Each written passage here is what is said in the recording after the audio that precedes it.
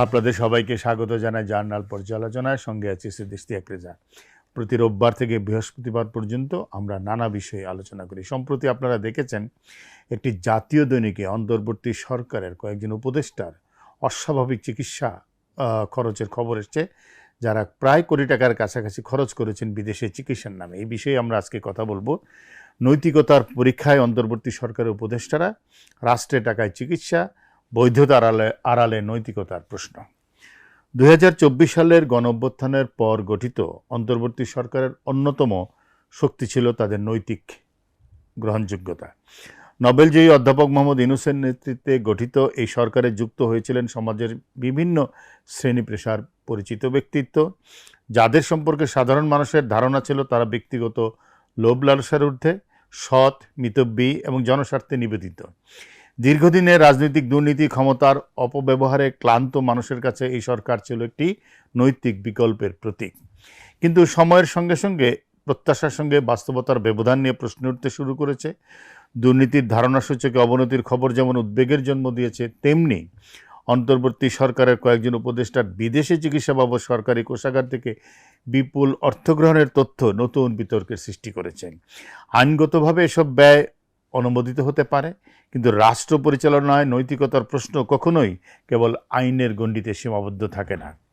দৈনিক আমাদের সময়ের প্রকাশিত তথ্য অনুযায়ী ধর্ম বিষয়ক সাবেক উপদেষ্টা আফম খালেদ হোসেন প্রায় 82 লাখ টাকা এবং অর্থ উপদেষ্টা ডক্টর সালেউদ্দিন আহমেদ 79 লাখ টাকার বেশি চিকিৎসা বাবদ খরচ করেছেন বিদেশে গিয়ে, এবং এই টাকাগুলো গেছে রাষ্ট্রীয় কোষাগার থেকে।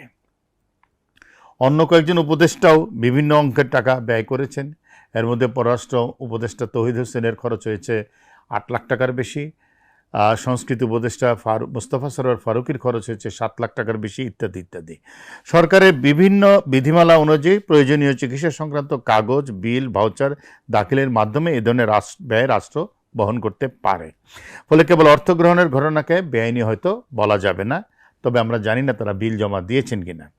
তবে যদি কোনো ক্ষেত্রে যথাযথ নথিপত্র ছাড়া অর্থ ছাড় হয়ে থাকে, তাহলে তা অবশ্যই তদন্তের বিষয় এবং দায় নির্ধারণ করে প্রয়োজনীয় ব্যবস্থা নেওয়া উচিত। কিন্তু আইনের বাইরে অন্য একটি প্রশ্ন, সেটি হলো নৈতিকতা। অন্তর্বর্তী সরকারের সদস্যরা কেবল প্রশাসনিক কর্মকর্তা ছিলেন না, তারা ছিলেন নৈতিকতার প্রশ্নে প্রত্যাশার বাহক। জনগণ তাদের কাছ থেকে এমন এক রাজনীতির সংস্কৃতির প্রত্যাশা করছিলেন যেখানে রাষ্ট্রীয় সুযোগ সুবিধা গ্রহণের ক্ষেত্রেও তারা সংযমের পরিচয় দিবেন, আত্মনিয়ন্ত্রণের পরিচয় দেবেন। এখানেই মূল বিতর্কের জন্ম। যারা দীর্ঘদিন ধরে রাষ্ট্রীয় অপচয়, বিশেষ সুবিধাভোগ এবং ক্ষমতার অপব্যবহারের সমালোচনা করেছেন, তাদের আচরণ এটা যে তারা এইভাবে খরচ করবেন, তাদের আজীবনের বক্তব্যের সাথে কি এটি সামঞ্জস্যপূর্ণ? বিদেশে চিকিৎসা নেওয়া ব্যক্তিগতভাবে কার অধিকার হতে পারে, কিন্তু রাষ্ট্রীয় অর্থে উচ্চ ব্যয়ের চিকিৎসা গ্রহণের আগে অন্তত এই প্রশ্নটি বিবেচনায় আসা উচিত ছিল। এই সিদ্ধান্ত জনমনে কি বার্তা দেবে? তারা হয়তো ভাবেনি না যেটা একদিন প্রকাশিত হয়ে যেতে পারে। আরও একটি বাস্তব প্রশ্ন কিন্তু এড়িয়ে যাওয়া যায় না। যদি এই ব্যক্তিরা রাষ্ট্রের দায়িত্বে না থাকতেন, তাহলে কি তারা একই রকমভাবে খরচ করে বিদেশি চিকিৎসা গ্রহণ করতেন? হয়তো কেউ পারতেন, কেউ পারতেন না, কিন্তু রাষ্ট্রীয় দায়িত্ব গ্রহণের পর জনগণের অর্থ ব্যবহারের সংযম প্রদর্শনিত তাদের কাছে প্রত্যাশা ছিল, এবং সেটা তাদের রাষ্ট্রীয় দায়ও ছিল। এখানে একটি বিষয় পরিষ্কার করা প্রয়োজন। কারো অসুস্থতাকে ছোট করে দেখা বা প্রয়োজনীয় চিকিৎসা গ্রহণের অধিকার নিয়ে আমরা কোনো প্রশ্ন তুলছি না, বরং আলোচনার কেন্দ্রবিন্দু হওয়া উচিত রাষ্ট্রীয় অর্থব্যয়ের যৌক্তিকতা, স্বচ্ছতা এবং নৈতিকতা নিয়ে। যদি বিদেশে চিকিৎসাই একমাত্র কার্যকর বিকল্প হয়ে থাকে এবং সব বিধি অনুযায়ী সম্পন্ন হয়ে থাকে, তাহলে সরকার এবং সংশ্লিষ্ট ব্যক্তিদের উচিত ছিল বিষয়টি শুরু থেকেই স্বচ্ছভাবে জনগণের সামনে তুলে ধরা। তথ্য গোপন রেখে পরে বিতর্কে জন্ম দেওয়ার পরিবর্তে আগেই ব্যাখ্যা দেওয়া উচিত ছিল জন আস্থার জন্য।